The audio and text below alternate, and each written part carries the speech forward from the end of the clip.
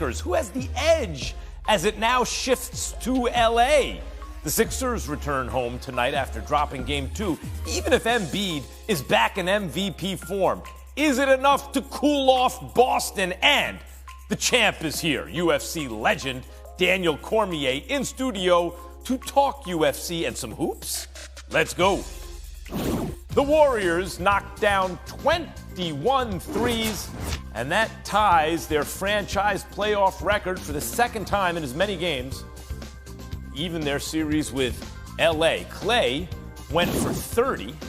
His now 6 playoff games with 8 or more threes are the most all time. For the Lakers, Anthony Davis with 11 points in the loss. That's after he went off for 30 with 23 boards in the Lakers' Game 1 win. Okay, look at this. Big Perk makes an appearance. And look who's back in studio. None other than CJ McCollum, Pelicans star guard. Guys, I get that AD needs to assert himself more. And on the radio in the morning on KJM, I've been calling him EKG, right? Because if you look at the up and down every game, his scoring, it looks like a heartbeat on an electrocardiograph machine. Up and down, perfect heartbeat. EKG, Anthony EKG Davis. But guys, coach has to be partly to blame here, right? They weren't calling his number. He can't get himself the ball.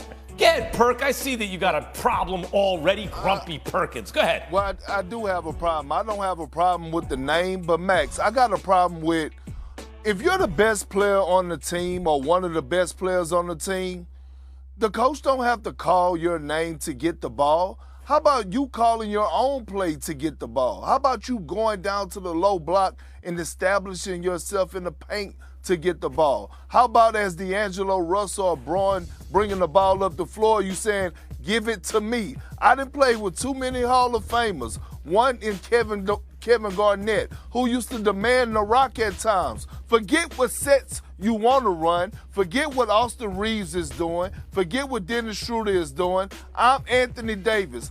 Give me the damn ball. It's not on Darvin Ham. Darvin Ham has given AD the freedom to do whatever the hell he wants. He got to act like he wants the ball. I mean, okay, CJ, you can say that, and Perk does look Grumpy Perkins. Look at that face. Oh, what's the matter? There you go. Why don't you smile a little bit?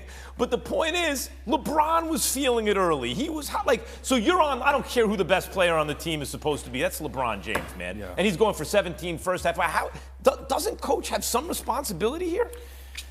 I don't blame the coach in this case, mainly because I feel like it's already been established how important AD is to this team. We all know it. He knows it. The team knows it. I think D'Lo's made an assertive effort to hit him in the pocket on pick and rolls. I think he has to be more aggressive. I think the fact that he shot 1 free throw kind of shows you where he was at from an energy standpoint and from an effort standpoint. You know, the 11 shots is what it is, 5 of 11. I'm not worried about the fact that he only had 11 or 12 points. I'm worried about the shot attempts and where those shots came from. He got a couple floaters and a couple jumpers. He didn't have a lot of paint shots. He only had a couple putbacks. He didn't have double-digit rebounds. So that shows you the motor wasn't working the same way it was in Game 1, and that's mainly because they were comfortable. First win, so in their minds they got what they came for. But if they want to win this series, he can't just be good. He has to be great. And for the numbers to continue to go up and down, that means when there is a downward spiral in terms of his efficiency, his effort, and his output, the Lakers don't stand a chance. Well, I mean, to me, what it means is you can't waste those big AD games. You know, in Memphis, they wasted one of those big AD games. It looks like the Lakers, the must-win games for the Lakers, are every other game when AD has that big game, because it doesn't seem like you're going to win if he doesn't, right?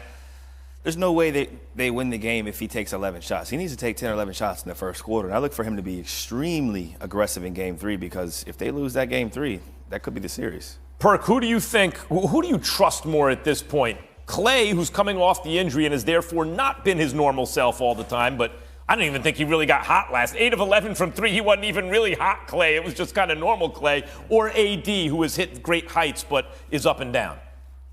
I'm going to give a slight edge to Anthony Davis, and here's why. Because Anthony Davis can affect the game way more than just scoring the basketball.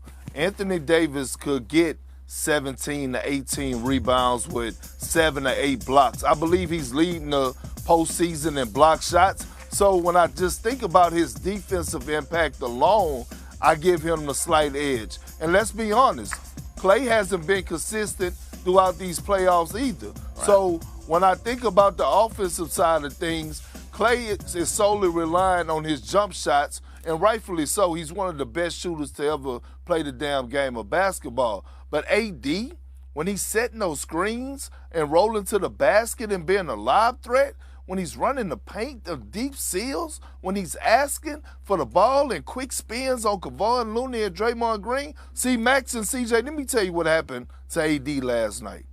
Draymond Green responded.